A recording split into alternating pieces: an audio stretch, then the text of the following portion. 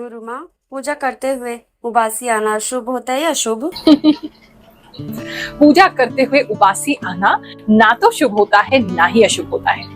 ये बॉडी का एक नेचुरल प्रोसेस है और होता इसलिए है क्योंकि जब हम पूजा करते हैं, हम कथा सुनते हैं, हम मंत्र जाप करते हैं, हम मेडिटेशन करते हैं, तो हमारा माइंड जो है वो एक रीसेट मोड पे चला जाता है।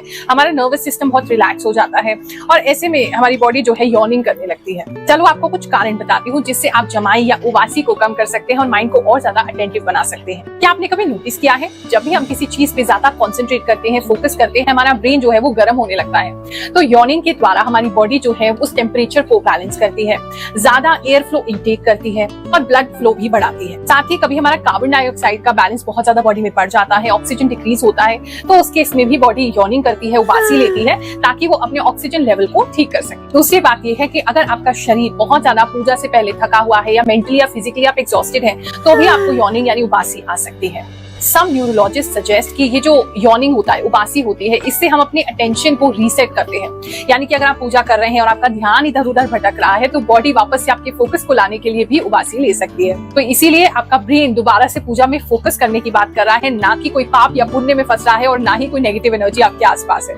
अब इसका सॉल्यूशन क्या है, कैसे आप उबासी को कम से कम कर सकते हैं? नींद को पूरा जरूर होना चाहिए। आपकी बॉडी थकी होगी, ब्रेन थका हुआ होगा, तो आप पूजा में कंसंट्रेट नहीं कर पाएंगे।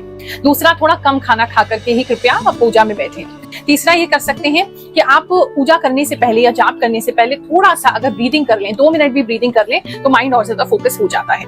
अगर आपको पता है कि आज आपको लंबी पूजा में बैठना है, हवन में बैठना है, यज्ञ में बैठना है, कथा में बैठना है, तो उस केस में ठंडे पानी से नहाने का प्रयास करें। नहीं तो ठंडे पानी से मुंह धोएं, उससे आपका बॉडी जो है वो और ज्यादा सतर्क रहता है। साथ ही जब मंत्र जाप कर रहे हैं, तो एक एक मंत्र को माला के ऊपर जब आप कर रहे हैं, उसका उच्चारण, उसके वाइब्रेशंस या फिर उसका जो शब्द का अर्थ है, उसको महसूस करके करेंगे, तो आपको नींद नहीं आएगी या उबासी भी कम आएगी। साथ ही चंदन, कपूर, गुलाब ऐसी सात्विक जो सुगंध होती है, उनका प्रयोग करें, इससे भी आपको हेल्प मिलेगी। लास्ट ये है कि अगर उबासी आ भी जाए तो उसको आने दें, परेशान ना हो, आप अपना काम करें, शरीर अपना काम कर रहा है।